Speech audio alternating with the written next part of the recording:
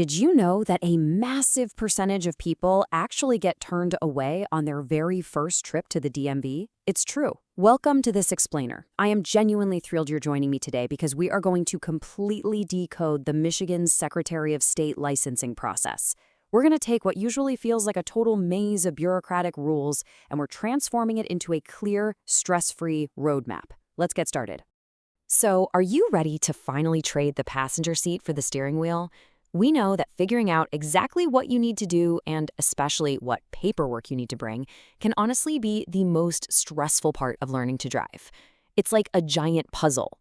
But don't worry, I guarantee that by the end of this explainer, you'll know exactly what to study, what to pack in your folder, and what to expect. We're making this process incredibly simple, regardless of your starting point. Okay, let's dive into this roadmap for today. Number 1, the path to your permit. Number 2, studying and written tests. 3, gathering essential documents. 4, navigating the SOS office. 5, mistakes and tips. And finally, 6, next steps. Section 1, the path to your permit. Let's jump right into our first step. Our very first crucial step is figuring out exactly which eligibility path you belong on. In Michigan, the whole process is heavily dependent on how old you are when you apply. Basically, the state splits new drivers into 2 main categories. If you're under 18, you enter what's called the Graduated Driver Licensing System, or GDL. Your journey begins at exactly 14 years and 8 months of age, and that eventually leads to a Level 1 learner's license.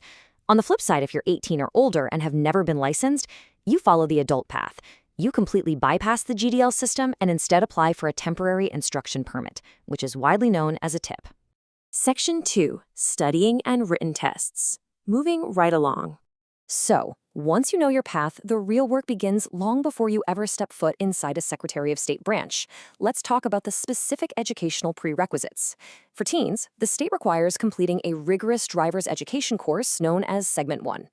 To even enroll, you've got to be that magic age of 14 years and 8 months, and you must have parent or guardian permission. Now, Segment 1 is pretty intensive. You're looking at 24 hours of classroom instruction, 6 full hours of actual behind-the-wheel driving with an instructor, and 4 hours of observation time in a training vehicle. And at the end of the whole shebang, you have to pass a written state test administered by your driving school. And this brilliantly illustrates a massive point of confusion. When you finish, you earn this Segment 1 certificate of completion. But listen closely here. This green piece of paper is not a permit to drive. Do not treat it like a driver's license. Actually, scratch that. Let me make it even clearer. You absolutely cannot legally drive your parents' car with just this certificate. Instead, think of this as your golden ticket. It's the prerequisite you must bring to the SOS office to actually apply for your Level 1 learner's license. Now, for the adults watching, your preparation looks just a bit different.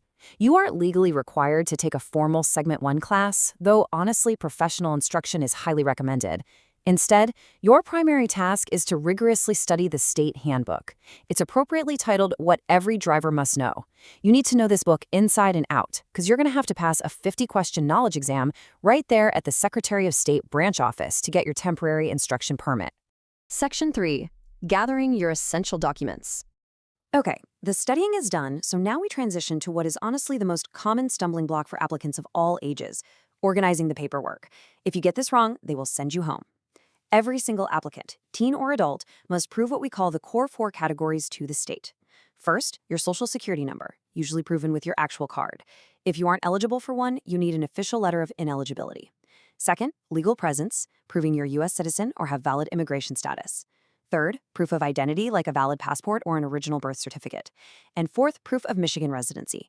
Notice I've highlighted this last one. You need 2 separate documents for residency, not just one. Now, what's really interesting about this slide is exactly how strict the state is about these categories. Let's look at what the SOS will gladly accept versus what will absolutely get you turned away. Acceptable documents include things like original birth certificates, W-2 forms, and for residency, utility bills or bank statements. But here's the catch on those bills. They must be dated within the last 90 days. It can't just be an old bill from last year. On the unacceptable side, well, P.O. boxes cannot be used to prove residency. Expired documents are a total no-go, and any documents not in English must have official English translations. Section 4, navigating the SOS office. Let's keep moving. All right, so your brain is full of driving knowledge, and your folder is full of the right documents. It is finally time for the on-site office visit. Here's exactly how to navigate this efficiently. Step 1. Always schedule your visit online beforehand. Seriously, the days of just walking in and pulling a paper ticket are largely over. Scheduling online ensures you avoid those massive wait times.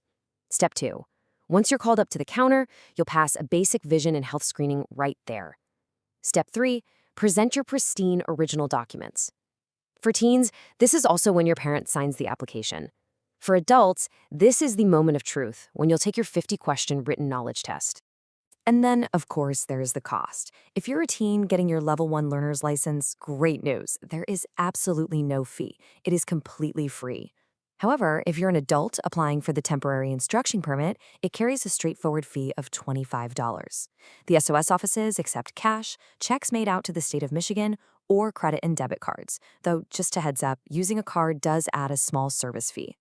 Section 5, Common Mistakes and Tips. We want to make absolutely sure you don't have to make that dreaded return trip of shame to the SOS. So the absolutely crucial point here is this: do not bring photocopies. I've literally heard horror stories of people waiting hours just to get rejected over a printed out scan of their birth certificate. All documents you bring for identity and legal presence must be originals, or they have to be certified copies with a raised seal. A printed out scan of your birth certificate simply won't work. Fax copies, they won't work either. Double-check your documents before you leave the house to ensure you have the real deals. Here are a few more rapid-fire practical tips for success. If you're a teen, a parent, or legal guardian must be physically present with you to sign the application. For the adults, remember your temporary instruction permit is basically a ticking clock. It's only valid for 180 days. If you don't take your road test in that window, you got to start all over again.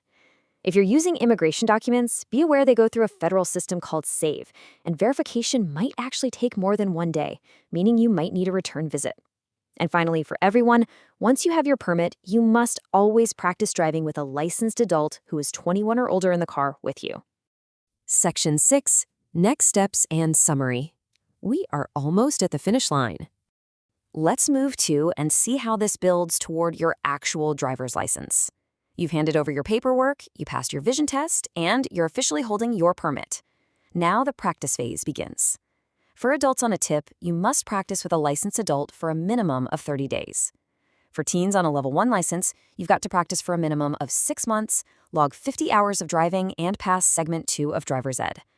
But for both paths, the final step is exactly the same: booking and passing an independent on-road driving skills test with a third-party examiner. Before we wrap up today, it is absolutely vital to remember this disclaimer. Always check the latest Michigan Secretary of State resources or their official website for updates to regulations before proceeding. Bureaucratic rules, fees, and exact document requirements can and do shift. Your ultimate final check should always be the official SOS website. Which brings us to our final thought. Getting your permit is a massive milestone of independence. So I have to ask, who will be in the passenger seat when you hit the road for your very first practice drive? Think about who that driving sponsor is going to be. Thank you so much for joining me today. If you found this structured roadmap helpful, please hit subscribe for more valuable content and share this explainer with your future driving sponsors so they know exactly what you're working on. Happy and safe driving.